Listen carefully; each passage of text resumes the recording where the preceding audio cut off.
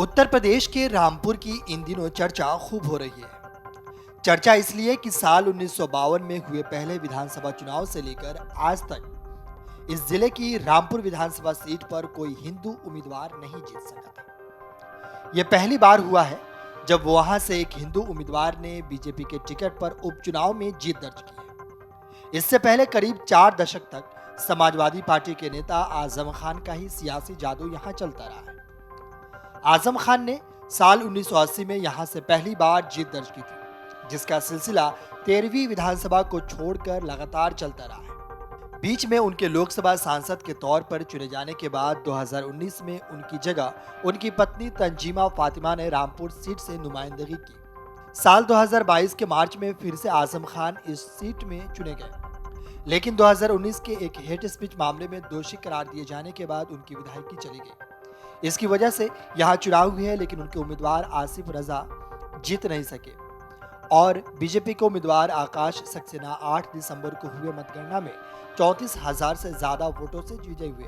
बता दें कि रामपुर वैसे तो कई बदलाव का साक्षी रहा है, लेकिन मौजूदा सियासी बदलाव कई कहानियां बयां कर रहा है। हिंदी फिल्मों में कभी यहाँ बनने वाली रामपुर चाकुओं की धाक थी और उसकी धार की नोक पर फिल्मों के विलन यहाँ पीड़ित पर अपना रौब दिखाता था, वहीं दर्शकों पर अपनी अमिट छाप छोड़ता था।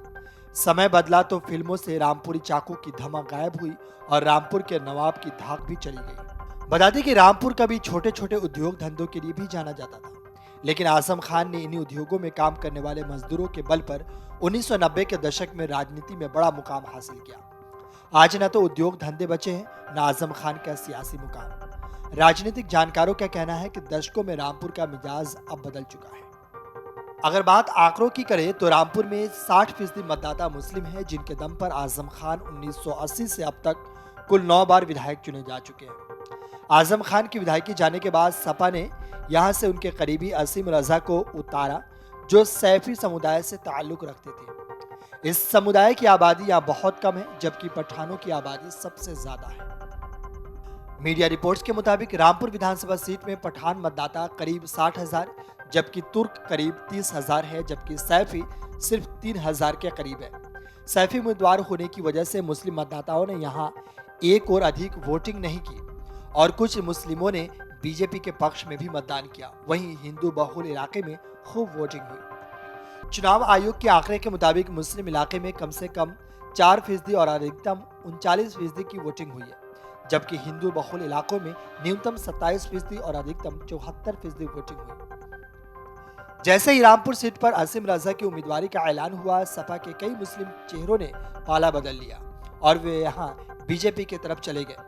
इस बार के चुनाव में वहां एक नारा गूंज रहा था, अब्दुल दरी नहीं बिछाएगा, विकास का हिस्सा बनेगा। साफ है कि मुस्लिमों ने विकास का साथ देने यानी बीजेपी के साथ जाने का फैसला किया था। Video desk अमरुजाला.com। डाउनलोड करें अमर उजाला ऐप और पाएं खबरें लगातार। अगर आप ये वीडियो YouTube पर देख रहे हैं तो हमारे चैनल को सब्सक्राइब करें और बेल आइकन को दबाना ना भूलें। अगर आप Facebook पर ये वीडियो देख रहे हैं तो हमारे पेज को लाइक करें।